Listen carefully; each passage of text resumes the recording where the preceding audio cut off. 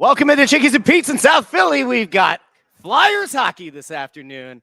Welcome into Snow The Goalie. Bundy is here. Ant is here. Welcome in. Flyers coming off of a big win in the Big Apple. Matvei Michkov, 2 goals. We'll talk about that today. Of course, the Flyers are only, roughly 2 hours away from puck drop over at Xfinity Mobile Arena against two and a half. 2.5. Your math is terrible. Well, it's 2 hours until we start the Press Row show. That's fair. That's what counts to me. Yes. So 2.5 hours from puck drop as the Flyers play host to the Boston Bruins. We'll get into that as well. Plus, who do the Flyers need to see something out of over the next 20-odd games as they go down the final stretch of the season? And we are now less than a week away from the NHL Trade Deadline, and so we'll dive into who could potentially be on the block, who could be on the move, or will the Flyers stand pat at the deadline? If you're watching us live over on YouTube, Facebook, and X, you can jump into the comments section. We'll have the comments up on the screen here and get in on the conversation. Gents, how are we doing today? Good. Doing great. Look at you going short sleeves today, by the way. Yeah? The weather is unbelievable today. Yeah. And it's going to get cold for the next couple days, and then I saw that we're going into the 60s and possibly 70s next week. Beautiful. Put our shorts on again. Spring. Yes. Spring That's is the first here. hint of spring. Yeah. Holy smokes. We're the last day of February, and we're starting to feel like spring. That's a good thing. So I'm in a good mood for sure.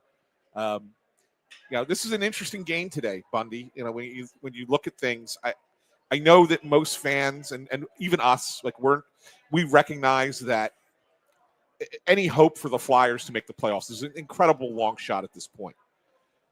That said, they're in that locker room. They're still looking at this and saying, this is a team that we're chasing. And if we win this game in regulation today, we kind of feel like we still have a shot. Yeah. And so it's going to be interesting to see how they play. I think you're going to see them continue to play more of a defensive style, more of a lockdown. I think we're in the time of year now where we're going to get lower scoring games on the regular. Yep. So I think it's going to be a really interesting game. Wouldn't surprise me if it had a little bit of juice to it as well on the ice. Yeah, afternoon game today. I know Boston coming off a 4-2 win over Columbus in their last game out, I believe. So they're and they've had a good season. So I used to love the old rivalry with the Flyers and the Bruins. There used to be something a long time ago. There was a lot of venom to every game. There were spirited hockey games. Yep. And I think that's what everybody's hoping for. You get down there today. Boston's a playoff team right now, and the Flyers, as you said, Anthony, are chasing them. So it'll be important to see if they can get 2 points. But the real key is, and you mentioned it, you can't go to overtime. Correct. You got to get regulation. Got to be in regulation. Yeah. Yeah. And that's the thing. And that's why you look at it, the odds are pretty long for it to happen. But you can't tell players that, and the players are going to try. And so it's going to be an interesting game from that perspective. Looking back, Russ, I know you mentioned it already, but coming off of the first 2 games back, the Washington game was a little bit of a disappointment, right? Yep. Wednesday night. I actually thought that they played a decent game Wednesday night. They just couldn't score. They had opportunities. They couldn't cash it in. And then Thursday, the nice comeback against a bad Rangers team. Let's be honest. A dreadful, woeful, disgraceful bad Rangers team. Yeah, really bad. But it was a good comeback for them and to win it in overtime. So, there were some positives that you kind of took out of that. And the first positive, of course, is the guy that I know you mentioned already. Yeah, I mean, Michkov. Matvei Michkov. Michkov had a 2-goal game. One of the things that we had kind of, I think, talked about on Wednesday, and certainly is going to be a thing going forward, is post 4 Nations last year, he was a point-per-game guy. I think it was actually over, right? It was 29 points in 27 games, something like that. Yeah. So he took that break last year and then came back with a renewed sense of spirit. Maybe it's getting your body right. 2 goals in that game against the Rangers. First one comes on the power play, and this has been a pretty dreadful power play for much of the year. It's been a dreadful power play for years. Mm-hmm. He gets in close to the net. He's on the right side. He buries it. And then in overtime, he's out there because he took a penalty at the very end of regulation, right? Yeah. And he ends up on the ice. It's not him just jumping out of the box on a the way that he would kind of cheat, the way that Tortorella said that he used to like to serve the penalties, right? So he could be out there by himself. Makes a really smart play, makes a powerful move, and comes down the left side and beats Shesterkin clean 5-hole.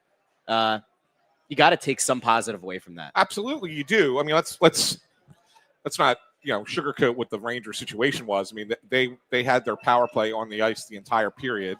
They had no defenseman back. You had JT Miller was the guy that he blew past, and he was out there he was cooked. He was out there for like a minute and a half. He was right? he was completely gassed.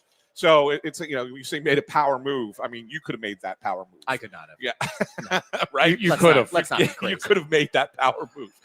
But where I want to really give him credit is the shot, right? Because you're coming down the left wing, you're going up against Shesterkin.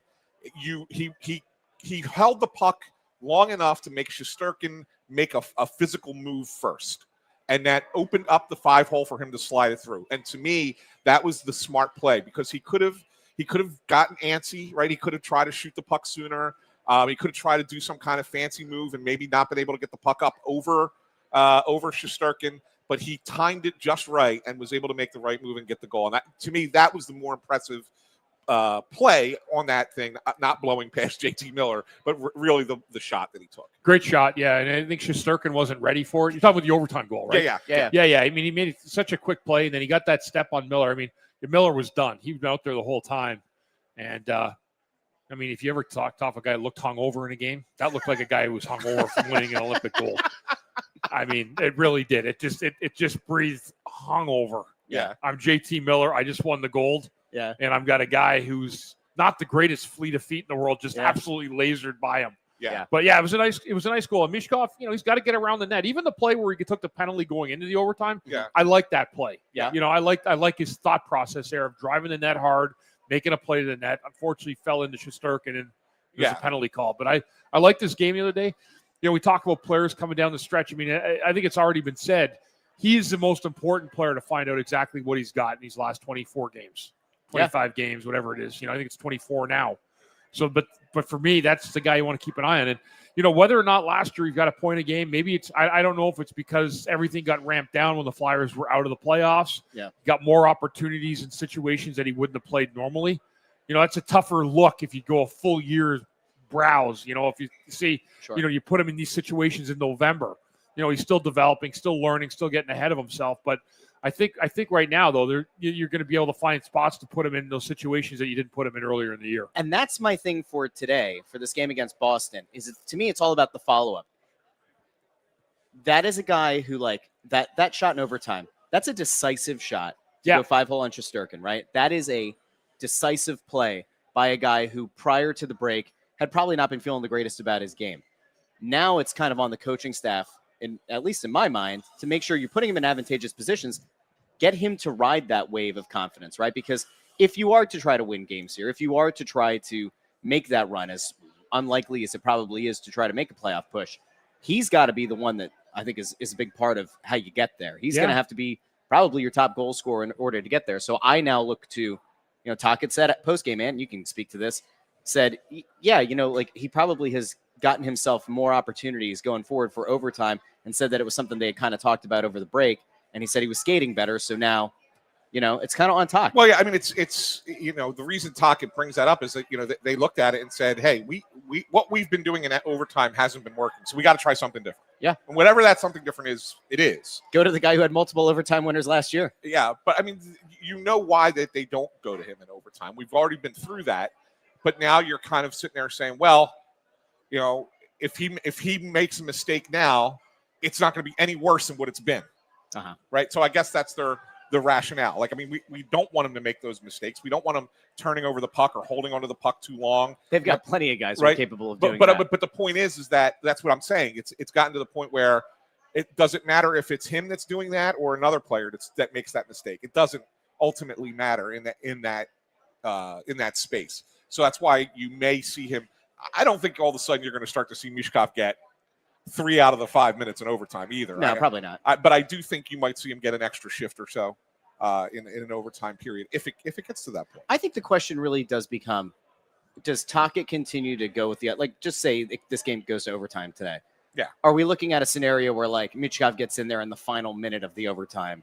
Or will Tocchet look to say all right, cool, prove it. Prove that you do belong to be one of the first guys out there. Well, that's what I'm saying to you. I think you might see him get an extra shift earlier. Okay. I still think that they like the fact of him getting out there towards the end of an overtime period. Again, because the way the opposing teams are going, you're usually getting in that final minute the third time through of that first group, right?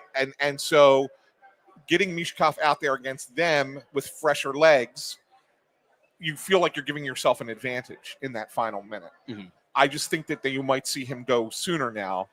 You might get another shift earlier in the overtime, as well as that shift in the final minute.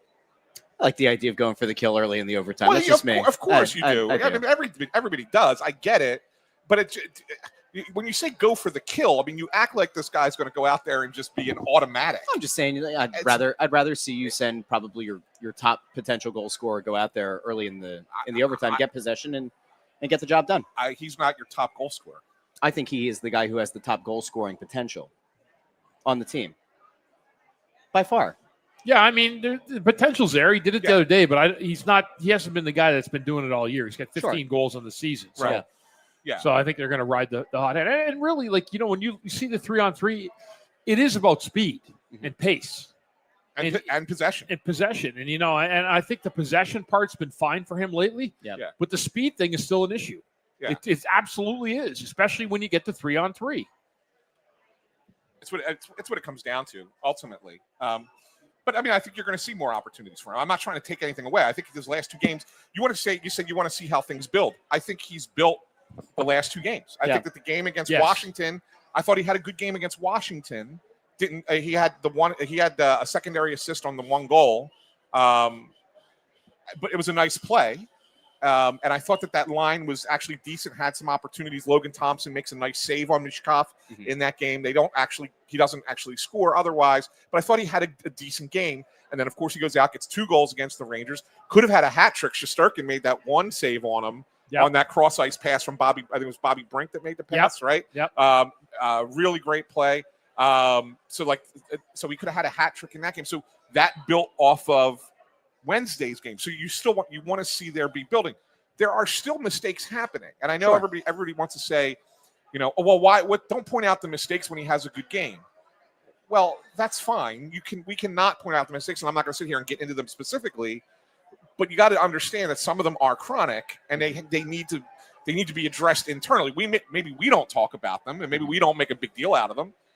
But they do. You still have to recognize that internally the team has to acknowledge. Well, of course, right? And so those things have to be addressed. So, but on the whole, I thought he's played really well the last 2 games. Yeah, really did. Yeah, and you want to see him take another step today to have another good game today. That's where you want to see the building part of it, And I do. I think he had a good game against the Capitals. Just failed to score in that one cross-ice pass where he just missed that one-timer, and had a good game against the Rangers. They still make some mistakes defensively. Yeah. That will have to improve over time, but I think for the most part, I love the way he played the game the other day. Yeah, and he's very engaged. I think it's also one of the things. Just really quick, I think it's also one of the things is you have to level set for a guy of his age. I think so often we have exponentially lower expectations on a guy who is of that age, especially if they're not viewed as a top skill player, a top end player. Yeah, you say, all right, mistakes are going to happen. If a Bobby Brink had made a mistake, all right, if a Noah Cates makes a mistake. And in the case of Michkov, I feel like there is a higher level of expectation. And then I do think it is kind of also fair to say, all right, just based on age and based on the fact that it's the second year in North America, he's got to make mistakes. You just have to be willing to, on the coaching side of things, you have to be willing to accept those mistakes. And on the player side, you have to be willing to take the criticism and learn from it. Sure. And I think he is willing to take the criticism and learn from it. The thing that I was most interested in watching the game on the national broadcast, the ESPN broadcast on Wednesday night or Thursday night, was that because of all the discourse about Michkov, ESPN leaned into it a little bit, and there was a lot of conversation about it, but there was also a lot of camera shots of him, right? You got to see a lot of Michkov on the bench, on the ice, whatever. They were really following him around. And so and what I was going to say was, before you made your last point, he's very engaged. Yeah. You see him on the bench, looking at the iPad and talking through stuff with other guys on the bench, right? You see him talking with teammates on the ice and really kind of devising what they're going to do out there. And the thing that I thought was the most impressive is after he scores the game-winning goal, everybody gives him the high fives and the hugs and platitudes and all that. There was a moment that the cameras caught of him with Travis Konechny. Yeah, I don't know if you saw it. Yep. Right? Yep, I did. Where Konechny goes up to him and kind of grabs him by the back of the head and has a really good conversation with him, a little rah-rah kind of leadership type of move. And you can see the look on Michkov's face, right? He appreciated it. Mm-hmm. It was a really good thing. It was a connection because there's a lot of thought, a lot of conversation out there that maybe the players don't particularly like him as much. But when you see that, and that's caught on camera, and that's in the raw emotion of the game, that tells you that there is a bond there, right? That there's something there.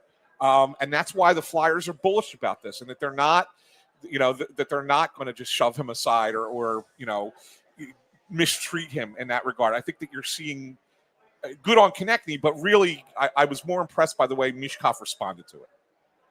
Yeah, I mean, if you remember back to earlier in the season, there was a goal that he had scored. It might have been in an overtime, or it was an end of regulation goal or something, and people were like, "Oh, look, it doesn't look like anybody's rushing over to give the to recognize the guy."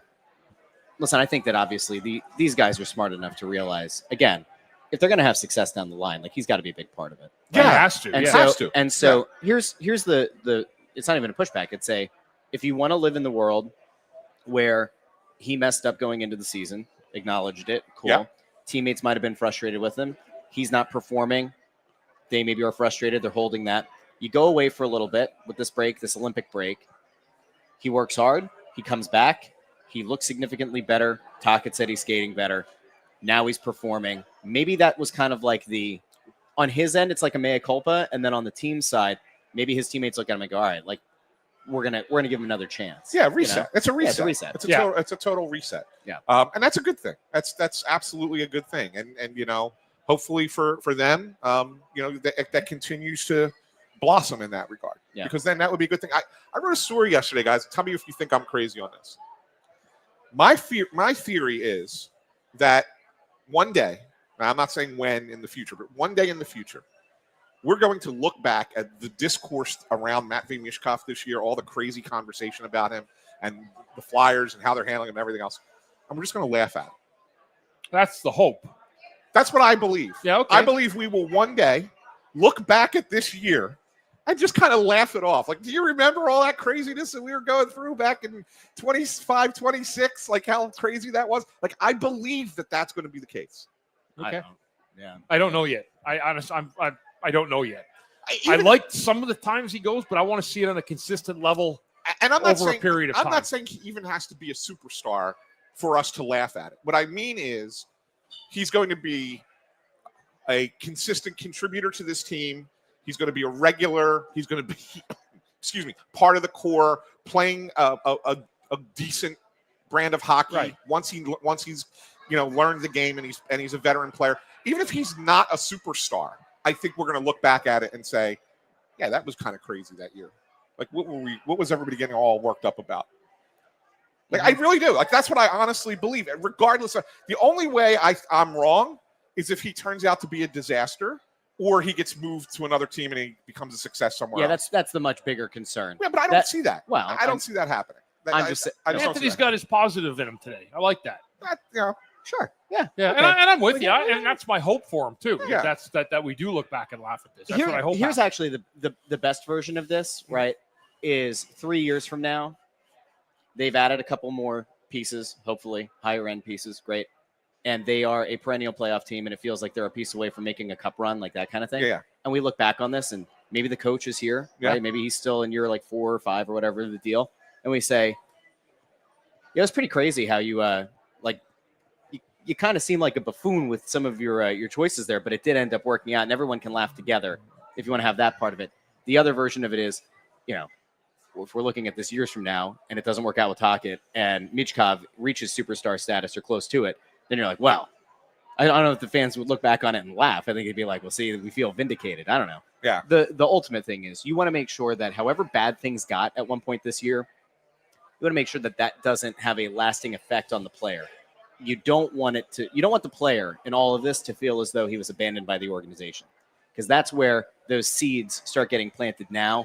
And then by the time, not the next contract comes up, not the time that his ELC is up, but like when it really is time for that big money offer, you got to make sure that like he feels 100% bought in here as well. So you want him to feel as secure as Austin Matthews feels in Toronto. That's what you want for the guy ultimately, right? Yeah, absolutely. Especially these days. He will be gone. He's gonna be gone. Yeah, gone. If I were him, I'm already in my head. If I read that article by that dude the other day, I'd be like, forget in it. the Toronto Star. I'm done. Yep. Why would you stick around and read an article like that because you had a party after winning the gold medal? Yeah. Whatever. I think if you're Austin Matthews, That's you're looking at greener pastures. I think if you're a Brady Tkachuk, you're probably also kind of in the same mindset there as well. Yeah, for sure. That'll be something to see.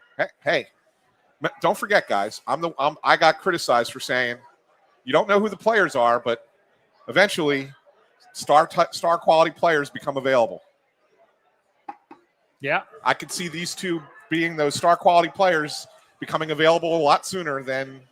I don't think it'll be 2 years. No, I don't think it'll be 2 years. No way. I don't think it'll be 2 years for either one of them. Can you imagine that? Just saying. The insanity. Yeah. If one of the, I will say this. I had some question marks around Austin Matthews. I think a lot of us did. This just goes back to the Olympics. I think there were questions around Austin Matthews. Well, it had been forever. I think there were questions around Connor Hellebuck if he could be a big game guy. Yeah. Hellebuck ultimately delivers the gold medal. I mean, that was so much on him. The big game, is he, can he get it done? That entire narrative is gone.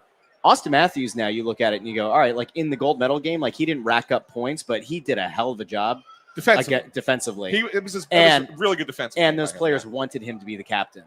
And so it tells you something about the way that his teammates perceive him versus how a lot of fans and media might perceive him. And so now all of a sudden it's like, all right, you go back to Toronto after you've led your team as the captain to the gold medal. And if that Toronto team can't get it done, and make no mistake, they will not get it done, I think it's more of a systemic problem with the Maple Leafs than it is on the player. Yeah. For sure. Hey, Russ, why don't you tell everybody where we're at today? I'm looking around. I believe we are at Chickie's and Pete's in South Philly. We're just minutes down the road from the Xfinity Mobile Arena where the Flyers are going to be dropping the puck against the Boston Bruins at 3 o'clock today. A lot of orange and black in here already. A lot of orange and black. It's not one of those 3:25 puck drops today, is it? No, because it is part of a doubleheader. Right. So it might be like a 3:10, 3:15. Right. Okay. One of those. Same thing. Bundy, if we're lucky, it'll be a 3.5 hour game. You know how much we love. The game the other night was another almost 3 hour game. It was unbelievable how long that game was in New York. But anyway, we're at Chickies and Pete's, and I'll tell you what, if you can't make it down to the game, there is no better place to watch a Flyers game than at Chickies and Pete's. There are 17 locations in the greater Philadelphia area. You come on down. You can talk shop with us every Wednesday night. We typically do in Snow the Goalie Radio at one of the many locations in the greater Philadelphia area. And you come out and you have whatever you want to eat. There's an expansive menu today. Bundy and I, we dove into the cold shrimp, had to do it. Yeah. Bundy came back with the clam chowder, the pizza. I got the grilled chicken sandwich. And you know what? Anthony was the last one here. I know that's going to surprise some people, but Anthony, despite living the closest to this location, was the last one here. And so we ordered on his behalf, and he got fish tacos. Bundy, do you remember what he said when we said, hey, we ordered for you? Oh, I wasn't going to eat, he said. Yeah, because I had a late breakfast today. Not a thank you. Not a thank you. I thanked you guys. I did. You can eat it. It's good. Did you down those tacos? I did eat them. Yeah, so good. Yeah. No he fries scarfed today. them down. I don't even think he breathed. I think he just scarfed those down. Yeah, they were good. That gives you a good idea of how good the food here is at Chickies and Pete's. And so come on out, like we said, every Wednesday at 6 o'clock. Billy from South Philly is still housing away at the pizza over there. I saw he had half a pizza sitting in front of him, the half that Bundy didn't eat. He's just crust and all. You think he's like a little kid saying, I don't want the crust. No.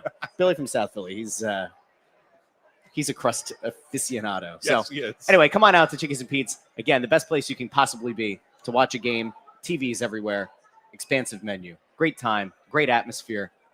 Come on out. Yeah. And we got to go into our player of the week. And I think we already know who the player of the week's going to be, but I do want to give an opportunity to identify a couple other players that I think are in the running. But I think we'll all agree on who the player of the week is. But the player of the week is brought to you by Payroll Service Solutions. Call them today at 1-866-PAY-EASY. That's 1-866-PAY-EASY. I think we're all going to be in agreement that it's Michkov, right? Probably this week. Did you guys do one on Wednesday night? We did, but we did it based on the Olympics. Okay. Because there was no hockey game. Mm-hmm. No Flyers game. So we gave it to Hellebuck. So we gave it to Hellebuck. Okay. On Wednesday. Yeah. That's the right call. Yeah. But I mean, I think, Bundy, did you have somebody else you wanted to go with for the player of the week today? No, I'd go with Michkov for his game the other night in Washington. Yeah. Are you good with that? I'd go with Michkov, but I do want to give a shout out to Sam Erison. He was one of the guys that I was going to talk about. Yeah. I mean, a guy who had a really rocky. I mean, it wasn't a great start against the Rangers. Well, it was a great first 9 minutes. Yeah. Then he gave up the worst goal of the year. Yes. and then he was really good again thereafter. Yeah. And I think it would have been really easy for that to kind of fall apart. And typically when it rains, it pours with him. Yeah. But he did lock back in, and that was the job done. That was the thing I wanted to talk about how he did lock back in after giving up, really. And Bundy, worst goal of the year. Worst goal of the year, yeah. I mean, that is, as he's given up some bad goals this year, that one was by far the worst goal I've seen. You know who did that the night before? Who's that? Vasilevsky in Tampa on a shot by Matthew Nyes. Exact same thing. Same thing? Yeah, exact same thing. Yeah. It happens. Yeah, it does happen. But, where it's snowballed on him in the past, he bounced back, and he was really good, especially on that power play in overtime. The 4-on-3 before Michkov scores the goal. Yeah. Ersson was really good. Yeah. He was good in that game against the Rangers. Yeah. He played really well. He played really well. So Ersson was one of my guys. And then I think Vladar was out of his mind good against Washington. Yeah, it was good. Yeah. Like out of two goals against. Yeah, it was really good. But I mean, even the second goal, that's a bad change. Yeah. And then it deflects off of Sanheim and goes up over his shoulder. Goalie can't do anything about that, right? Yeah. So, I thought Vladar was going to try. I thought that was going to be a game that he was going to steal for them, the way he was playing. So I really like that. And Noah Cates, I thought, with 2 games, for a guy who we've been critical of late because he didn't have as great a run since Forster's injury. Mm-hmm. I think the last 2 games he's played really well. Yeah, that whole line, honestly, with Michkov and Brink, I think the 3 of them combined have played really well. But Noah Cates has stood out. He scored the 1 goal against Washington. He had an assist in the game against the Rangers. I think that he had a really good couple of games as well. He did have a couple of good games, but I think just because of the season he's had and where he's been to where he is now, the games he played, I have to go with Michkov. Oh, I agree. I'm with you 100%. I'm on Michkov. I think it was a no-brainer slam dunk, but I didn't want it to just be, all right, we're naming it Matvei Michkov, move on. Right? I wanted to have a segment here to talk about. So there were some runner-ups that I just wanted to kind of bring to the attention. So, by the way, this is the first time Matvei Michkov, I believe, has won the Payroll Service Solutions Flyers Player of the Week, brought to you once again by Payroll Service Solutions. Call them today at 1-866-PAY-EASY for the smart choice in payroll services. Payroll Service Solutions caters to your small and medium-sized business to handle all of your payroll needs. Call them once again at 1-866-PAY-EASY. Yeah, I mean, I'll tell you, I really didn't feel comfortable picking Michkov to this point in the season, but he's skating better now. And so I feel like I can pick him for the player of the week. You just like to twist that knife, don't you? You just love to turn it. I'm just the guy who talks in the microphone. Turn it a little bit harder, a little bit quicker. Just keep doing it. Keep doing it. It's fantastic. We should talk about Risto because there's a lot of. We've talked about it on Wednesday, but there's even more that has kind of surfaced since. The team that they're playing today is interesting. There was a report out there that Boston could be interested in Erasmus Ristolainen. They could. I think Montreal's the team. Dallas. Yeah, Montreal. Dallas actually makes a ton of sense. Dallas makes a big time. He would he would fit them like a glove. Yeah, it does. I think Montreal though is the one that you might be able to get the most out of. Believe it or not. Really? Yeah. Go on. Yeah, well, I don't know his specifics. Like I can't. You actually can get a warm body. I think you can get a similar deal that you got from Scott Lawton. So a first and a prospect. Yes. Really? I do. Wow. I'd be surprised, only because of his injury history and that would be the one. If I'm the other team's GM, that'd be my only concern. I think the Olympics. Look what the Brandon Olympics Carlo got last year. But he was way more heralded than Ristolainen was. Yeah. Carlo was supposed to be a stud in Boston, and then they moved him, and Toronto's probably thinking, "Oh my God, we got a chance to get Carlo." They gave up a ton to get him. Yeah, one in Fraser Minton. Yeah, I know. Yeah. I know. Fraser Minton, who the Flyers were very interested in as well. Yeah. So it is interesting though, and like Bundy, I think you're right about the injury stuff.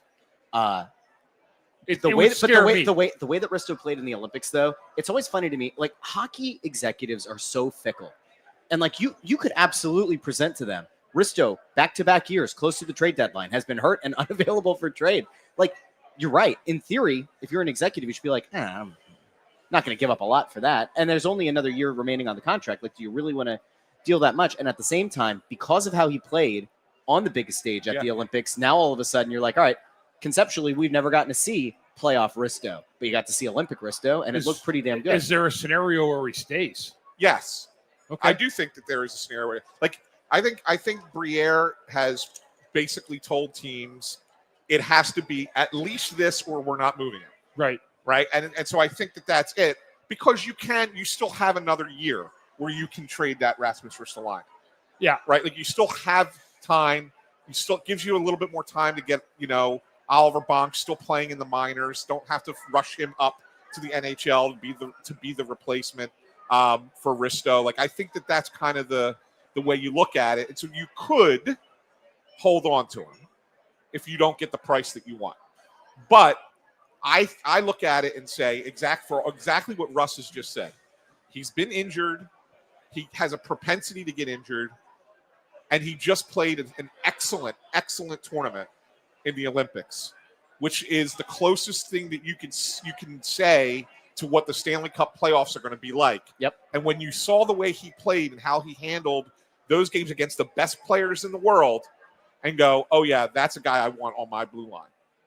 His stock will never be higher. His value is never going to be higher than it is right now. Yep. Right. Oh, absolutely. So that, to me, that's why you take whatever the best offer is. And I think you can get that. I think you can get that similar thing to what you got for Lawton or what Boston got for Carlo. Like, I think you can take that and look at it and say, that's what we can get for Rasmus Ristolainen. I'll also point out that, like, if you believe what Danny and Jonesy have said about having the longer vision in mind, they are cognizant. This is not a very likely playoff team. This has, two clear benefits. One, you're going to potentially get back a first, maybe a prospect. You get some kind of value. It also makes your team worse. It does. It makes this blue line worse. And again, we always talk about, you can't tell players to go out and lose. Sure. You can't tell coaches to go out and lose. Sure. You take a Risto out of the lineup, you're worse. You can send a young guy in there to fill that hole, but the byproduct of it is you probably lose some games. And, like, if you're being realistic about it, Danny and Jonesy are, they're aware. Losing games gets you a better chance of getting a better player that could hopefully help you long term.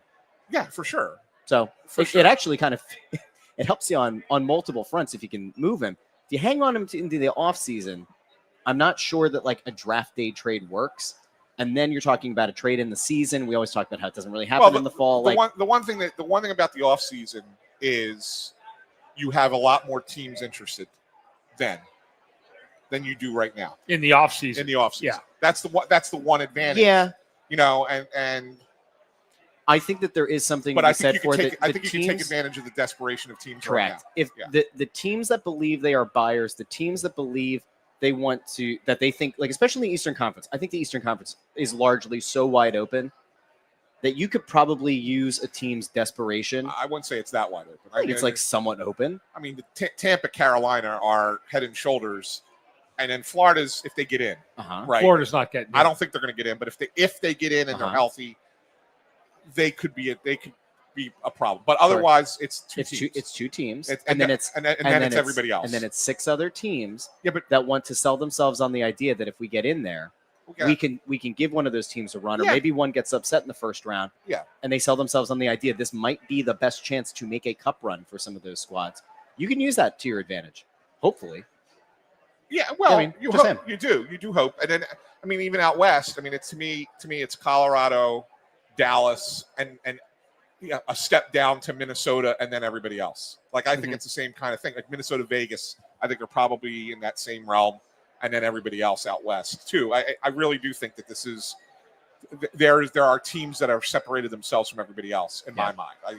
I think I would be surprised if the Stanley Cup final does not include either Colorado or Dallas out west, or either Tampa or Carolina in the East. I would be surprised if another team got in. Bundy, I guess the question is, we talked about this on Wednesday. If the Flyers get into, like, deep conversations around Risto, regardless of whether he's moved, a guy like Nick Seeler could also be a guy that teams are interested in. Right. Do you see any scenario where they're able to make a move for Risto and then they get a good offer for Seeler and they say, yeah, you know what, like, might not want to take two vets off the blue line, but if they don't see him as, like, a long-term you can get a Sealer back in the offseason in free agency. A Sealer quality. Yeah, you can guy, get that. Yeah. You can get that guy back. And in Bristol, you have to go back out and shop for it, or hopefully somebody in your minor league system can come and seize that spot. Yeah, which would be ideal. But I mean, I don't know who's close enough yet to do that. But yeah, I mean, I don't think that would be, they'd be hesitant to do that. If you could unload 2 guys and get some pieces back that you like, I think they'd be open to doing that. And who are the other guys that we, Tippett apparently is getting interest. I don't see that being a deadline deal. No, it's not. I would be surprised if Owen Tippett got moved at the deadline. I think if you're moving Owen Tippett, you're moving him in the off season. Billy from South Philly's praying over there. Yeah. Billy from South Philly doesn't particularly love him. The one thing I kind of wanted to get into as we're talking about the trade talk, because I think it got a lot of people fired up. Andrew Fawcett down in Texas. Yeah. Says, thank you for the super chat. Says, Risto to Buffalo for a playoff run would be ironic. It would be ironic. That would be hilarious. Send them back to Buffalo. The one I wanted to talk about is because a lot of people went nuts with this. And again, I think context is needed. Mm-hmm. But on the broadcast the other night, Sean McDonough said that Keith Jones said we're not looking to get younger, and everybody had a meltdown about that. Not necessarily trying to get younger. It's kind of like what the wording you use, yeah, right? Right. So when you look at context in that, because first of all, the team is one of the youngest teams in the NHL already. And what he means by that is we're not looking to trade away the Konechny's of the world, right, or the Sanheims of the world to get prospects who are going to be 5 years away. Right. Like that, or draft picks. That's what he means by that. It's not that we're not selling, right? It's not that we're looking for old players. It's that we're not going to trade guys that are in their prime now for future that's 5 years away. Like they feel like they are closer than 5 years away. And so that's what he means by that.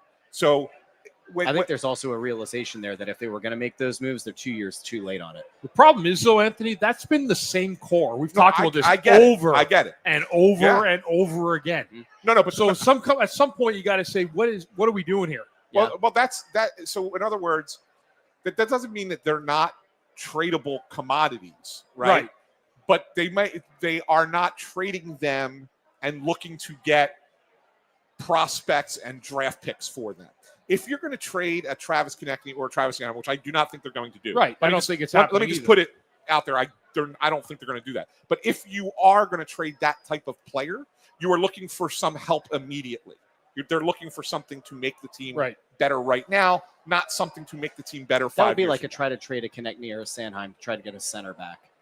Right.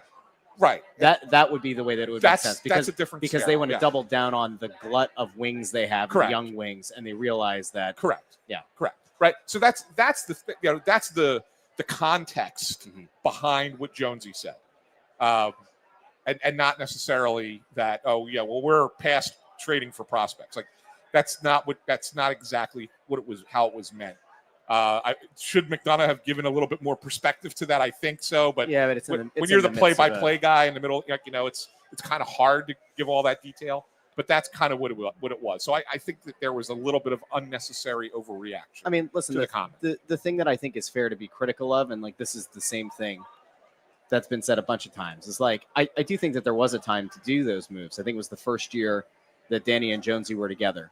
Those were the times that you trade away the Konechnys instead of extending. Those are the times that you trade away potentially like a Tippett at the very beginning of it. There was the attempt to trade Travis Sanheim, but Torrey Krug wouldn't waive the no move. Yeah. So and listen, they did. They moved Hayes. They managed to move Provorov. Like they did make some wholesale changes. I think that when you're in year 3 of this, it would be a very difficult sell to say, yeah, we're going to move the highest talent guys and established vets on the team for prospects and picks, and almost effectively like start over. That's basically right. That's because but you're 3 years into it. I don't know how you could. Honestly, where I'm at on this whole thing and rebuilds and everything. I think if they tried to execute that plan now, somebody's head would either have to roll, or you would have to have like an almost unprecedented like moment of honesty with your fan base. Not to the level of like the Rangers putting out a letter, but you almost have to say, listen, we tried to do this status quo for 2 years. We thought that we could retool it. we're now realizing we don't have enough top end. We have to kind of pull this thing back. You'd almost have to do that as an organization if you were to trade away a Konechny and a Sanheim now and only get back picks and players. I just don't see it. What about a Couturier? That's an interesting thing. Bundy. You've got to have to think his name is mentioned to some capacity somewhere. And the Flyers would obviously have to eat a lot of salary. Yeah, but is that a move that Danny can go to in the next few days and say, hey, listen, we've got a move for you to a contender? What do you think? I don't know that. I'm just speculating it. And I think if they could do that, they'd want to do it. I think you're looking at Couturier. It's probably you probably are looking at more in the offseason. Okay. I'd be surprised if it was now. Although I see what you're thinking. Like a contender might look and say, "Oh, geez, we can get a fourth line center." Right. That's really good at faceoffs. Yeah, and, good defensively. Yeah, and he's a leadership type and that kind of thing. Like, yeah, we can add that, and the Flyers are willing to eat 50% of his contract for 4 years. Yeah, let's go get that player. Yeah. I still think, again, you probably have a better chance of moving that to a team in the offseason that has a lot of space in their cap that doesn't plan on competing. Right. And doesn't mind taking on that salary. Yeah. Right. So I think that ultimately that's more likely than here at the deadline. But I don't think that I think you have a smart idea there, right, to try and look at it that way. So that's kind of how that works with Coots. But yeah, I think that ultimately they're going to have to. When we talk about changes, we discussed this before. The story I wrote earlier about how after the loss to Washington, like you're probably missing the playoffs for the 6th straight year. There can't be a 7th, right? And so like this is when this is the end of the runway in my mind for this current front office. What I mean by end of the runway is it's now the time to take the plane off. Right. Yeah, you've been given the 3 years. You've been given the time to get out from under the mess that the previous regime left you. And Danny's done a fine enough job doing that. Mm-hmm. But now is when you're going to be judged. Yeah. As to how good of a job you do as a general manager. Fair or not, this is it. This is where it comes in. And so I think that starts with things like we have to make this team has to look different next year. We're not moving Konechny. We're not moving Sanheim. Well, what are we moving that is different, that makes us look different? And I think moving off of Sean Couturier has to be part of that conversation. Yeah. Right? Yeah. I want to throw a crazy idea out to you. All right? And this is going to sound insane, but it was reported out in Vancouver that Tocchet and Elias Pettersson had a really long chat in Milan. Now, in a lot of ways, when Tocchet left, and even last year, there was the drama between Pettersson and JT Miller. A lot of people thought that Tocchet was more attached to Miller than he was to Pettersson.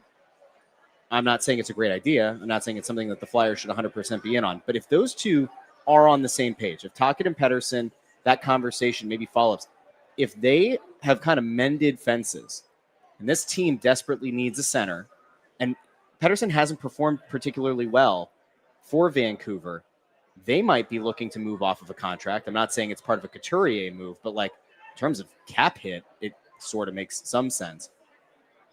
Could you envision a scenario where the Flyers and the Canucks have a conversation about Pettersson coming this way? Sure. You think so? I think so. I mean, if he's just available, but there's a lot of things that go into that because of his salary. Yeah. Like he's not earning that number that they gave him. The year Correct. he signed it, he was, but now he's not. So how do you get around that? Vancouver's going to want whoever takes him to take the whole salary. That's why they're not going to want to eat anything. Yeah, but if that's the case, and just to clarify now before you give your response, if somebody's willing to take the entirety of Peterson's salary, yes, Vancouver's getting nothing. Right, I shouldn't say nothing, but they're getting much less for him. Then the Flyers, who have all this money freed up for 2026 for a free agent class that will not come to fruition, they should 100% be in on a conversation and seeing what can be done there. And they might be. I'm just saying, like that to me, like I like the idea of what Pettersson was at his peak. I don't know if he'll ever get back to that, right? the results haven't exactly given you the indication that they will. Well, it could be a but change of scenery. Correct. Though, for right? a team that desperately needs a center, he could maybe be a distressed asset. Like they're. Yeah. I think it's an interesting conversation to have if those guys are on the same page. If Yeah, not, I mean, it's certainly an interesting conversation. I don't know if that's the only thing with that is, Russ, is that in a lot of ways, that's crossing your fingers and hoping. Mm-hmm. As far as and less of we think we can do other stuff. We might have a better chance of getting another center via trade. Yeah. And we I don't mean this for a deadline. No. Right? I'm with you. This would not be a deadline. This would be an off-season thing for sure. I just wonder if are you willing? I guess the question back to you is: are you willing to turn this into cross your fingers and hope it works? And if it doesn't, well, then we're screwed. Or I think would you want to be more measured with the approach that you're going to go and potentially go after a guy like Bundy mentioned earlier? Like what if Austin Matthews suddenly becomes available? 2020. Well, he's got 2 years left, but I think that he's going to get. I think he's going to look to get out of there sooner than that. Yeah, after that article that Cox wrote about him, I'd be gone too. Yeah. I don't know if they would want to part with the assets that it would require to get him. You have to, though. I don't disagree, but I'm saying I don't know if this team and if there's an organization that has assets, yeah. The Flyers do. However, Quinn Hughes had the remainder of this year and next year, so you're looking at a 1.5-year move. They weren't willing to make that move. Matthews has 2 years beyond this one left, right? Yeah. There's certainly no guarantee that he would stay. So, like, if you weren't willing to move it for Hughes, who I would say on the whole is a different level entirely, like top 3 defenseman, top 2 defenseman in the league, would you then turn around and make that move for Matthews? I don't know. Maybe they would. I'm like, maybe. Well, it depends. What is most important? A number 1 center, or I love number 1 defense. I'm not trying to diminish. I'm not trying to diminish Quinn Hughes by any stretch by what I'm about to say. But if you at least have a solid group of defensemen, you'd prefer to have the number 1 center. Yes. Right? So, yes, you're willing to make that move for Austin Matthews. I definitely think that they'll test the waters on it. Yeah, I mean, sure. Everybody's going to be testing the waters. But he won't be alone. You know what? Here's the other thing, too. Just on the Pettersson thing and, the contract and all that. We always say the cap is going up, cap's going up. And I'm always the one who says just because you have the money doesn't mean you light it on fire. Right. I don't know. Like, if you look at the free agent market, if you look at the trade market, look at all of that. And if Pettersson, if it isn't going to cost you much in terms of assets because you're just going to eat the contract, at worst, he's a 2C, right? And then you still have all of your assets to go after a potential 1C.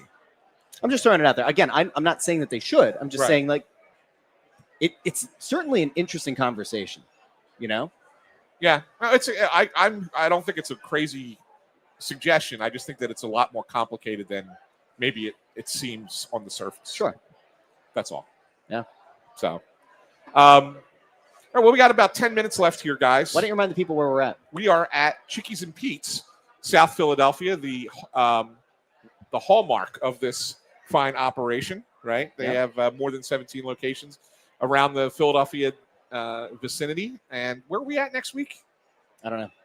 You have the list. Look it up while I tell everybody what the wonderful things about Chickies and Pete's. You definitely want to go to Chickies and Pete's like a lot of Flyers fans have today. Like, this place is packed right now, and it is full of people in Flyers gear. Yeah, all Flyers gear, which is great. Both bars are pretty full. Glassboro? Almost every seat is full. We have a big group of Flyers fans here. Great place to go before a game. It's also a great place to hang out if you just want to watch the game on TV. You don't have tickets to the game. Come sit down at Chickies and Pete's, try their great food here, watch the Flyers game. And there's also 2 Chickies and Pete's locations inside the arena, the Xfinity Mobile Arena. That is correct. One is in the East Food Hall, and then the second one is behind the southeast entrance, which is behind Section 103. Yeah.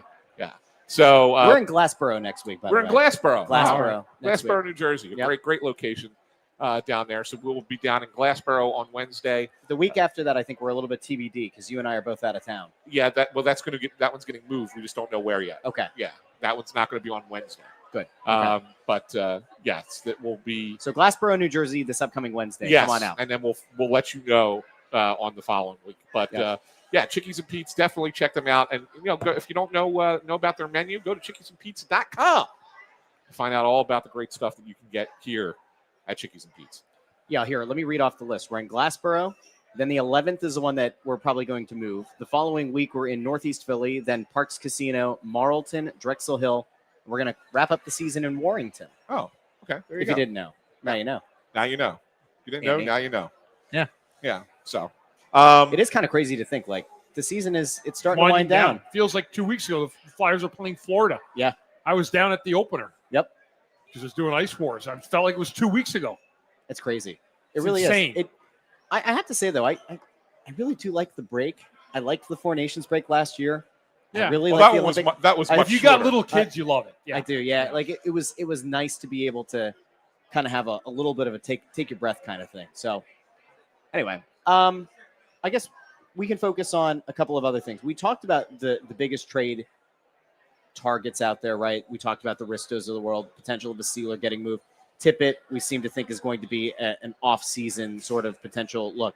Bobby Brink's name is the one, Ant, that I feel like it's been there all season. There's been that thought that of all the guys, all the wingers, you have Martone, coming. You have potentially Alex Bump getting a look at some point this season.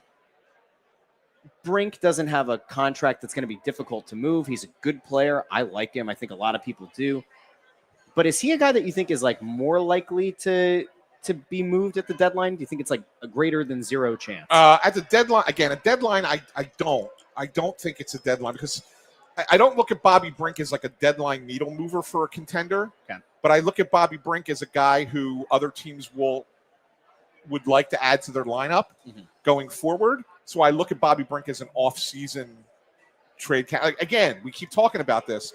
There's going to be two spots in this lineup that in the top 9 that have to change. Yep. That absolutely have to change because of Tyson Forster and Porter Martone, right? So two guys absolutely in the current top 9 wingers has to come out. Yep. And the one that makes the most sense is Bobby Brink. He's the one. If we had to say of the 6 wingers that are in the top 9 currently, who's the one that is most likely to lose a job to one of those two guys? To me, it has to be him. And that's why I would be a little bit more surprised if it was deadline. I would certainly not be surprised at all if it was an off-season transaction.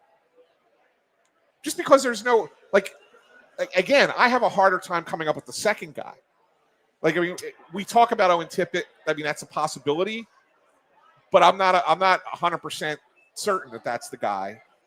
But if you ask me to say, let's look at those 6 wingers, who's the most likely to not be here for opening night 2026 in October, it's got to be Bobby Brink.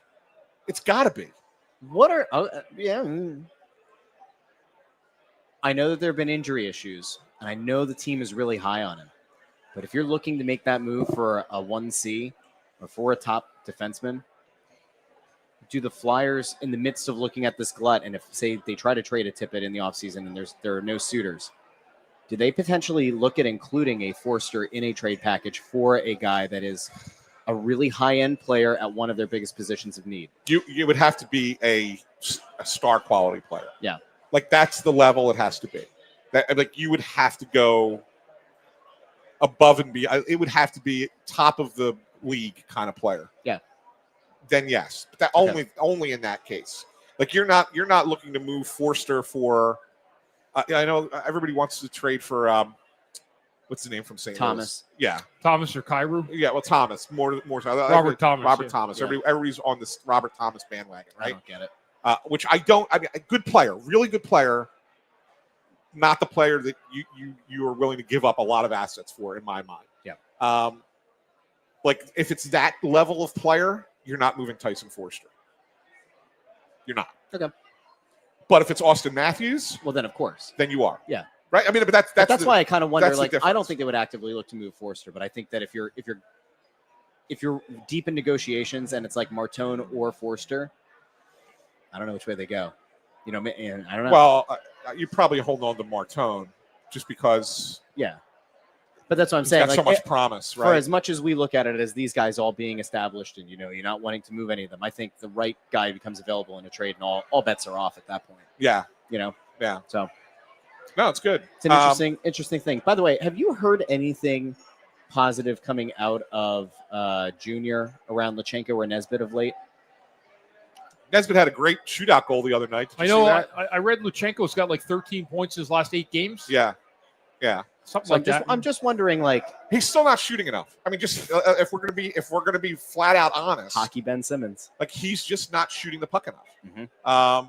And that look, he's still young, right? That could grow into his game. But I mean, if it's something that you're talking about for 2 years, like at some point he's going to show it. At some point he's got to show it. He's got 26 points in 27 games since being moved to Brantford. Yeah, but it's been of late. He's been better. Like it's in the last. His last 5 games, he's got 5 assists in 5 games. He's got 13 points in his last 10. Yeah, 2 goals, 11 assists. yeah, just not shooting enough. He's not shooting enough. Yeah, but he obviously shows the ability to be a playmaker, which is a good thing, right? But he definitely needs to shoot the puck more. And Nesbitt, like I said, there was I saw a video of a really nifty shootout goal that he scored the other night. He's got 6 goals in his last 10 games. Yeah. So I mean, look, I know that people are torn on him too. I like think Nesbitt. I think first of all, I think they're both going to play in the NHL. Uh-huh. They're both going to play in the NHL. The question is where. Yeah. And that's to be determined going forward. Mhm. But yeah, I mean that's kind of where they're at with those guys. Usually, I like to try and do a catch up on all the prospects after the trade deadline. Yep. Because that way you know who they moved and who they didn't move. You start to have an idea of, well, why wasn't that guy included, right? Like, okay, maybe there's something there that we haven't looked into, we haven't talked about. So I'll probably do a deeper dive into the prospects after next Friday. Okay. Yeah. All right, Bundy, what are you looking forward to in this next week or so? Like, let me put you in this headspace before we sign off. The guys that we mentioned that could potentially be moved, or they hear their names in those rumors, what do those guys need to do to kind of silence that external noise over the next week? Just stay married to your game.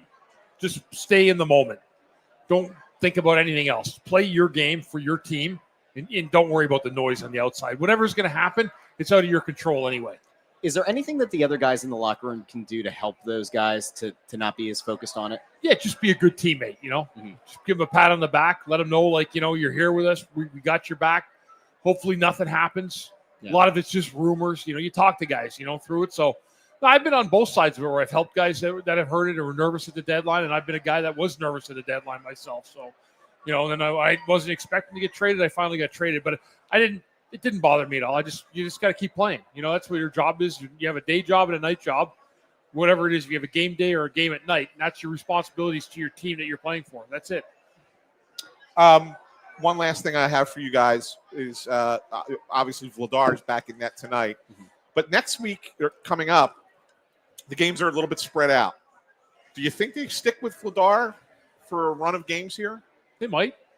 It's at Toronto on Monday, then 2 days off in Utah here, and then 1 day off and then in Pittsburgh. Yeah. And then another day off in the Rangers. I don't think he's going to play all 4 of those, or all 5 of those games, including today.